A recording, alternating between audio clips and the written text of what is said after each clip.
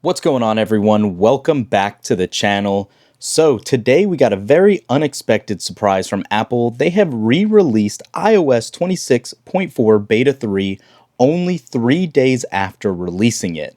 Yep, this is the exact same beta number, but with a new build, which usually means Apple discovered a problem after the original beta went out to developers and public testers. So in this video, I really want to tell you what this re-release means, why Apple may have decided they needed to do this, and specific issues that could have triggered it. Because when Apple usually does a re-release, it's usually fixing something pretty important that doesn't feel like it could have waited till the next main build. So jumping into settings, general, and about, as you can see here, we are already here, and this re-release has a build number of 23E5223K. So Beta 3's original release had an F build. Now we've continued to move the wrong way in the alphabet towards the end instead of the beginning, and now this comes in with a K build. Very interesting here. This is again signifying that this build is not ready, and we will definitely be getting a fourth beta, not in RC next week. This isn't a surprise, but I just wanted to let you guys know that. As far as iPhone storage goes now from this build, if we jump into the settings and scroll down, you can see system data luckily has went down quite a bit, and we are now at 16.94 gigs of system data here.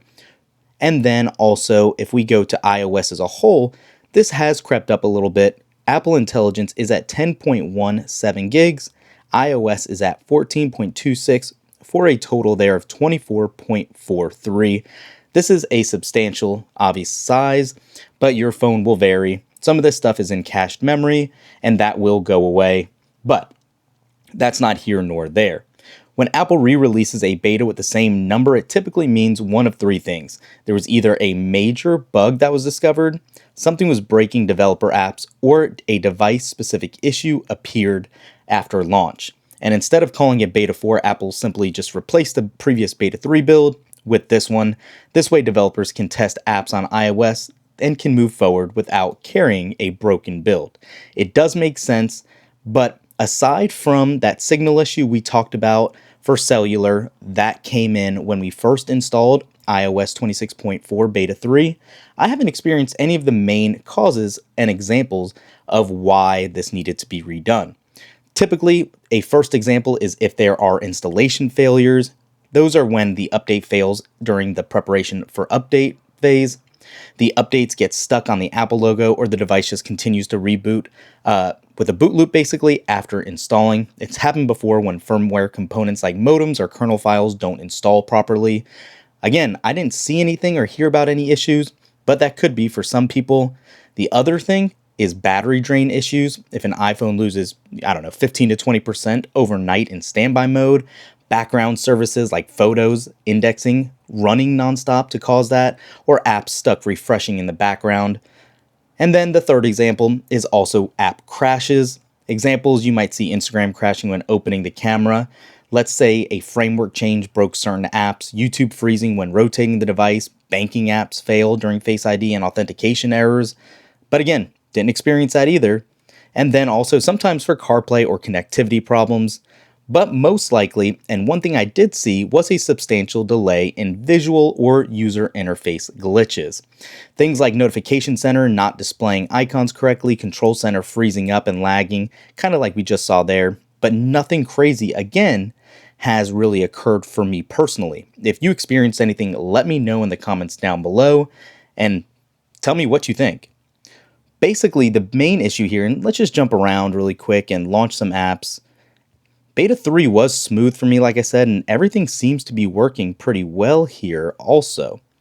Very interesting. Let's go into Clash and let this open for a second. The big question is, what does this mean now for Beta 4 also? And that is going to be easy to answer. What this is, now that we are ready on a Thursday here, in the midweek of a re-release, we should still get another beta on the 9th. It does put it somewhat in question if this gets pushed to the 16th, if they need extra time to work on this.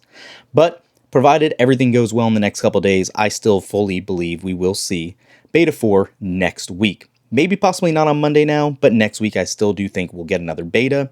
And then provided everything is fixed up here, on the 16th, I think we will see an RC, possibly a 5th beta, then the RC on the 23rd, and the public release on the 30th.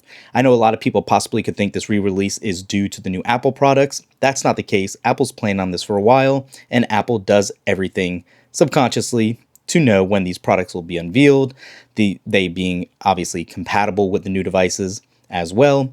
And we know they just released 26.3.1 the other day for these new products also. So that would have already been baked into 26.4 beta 3, so I don't think that is it at all.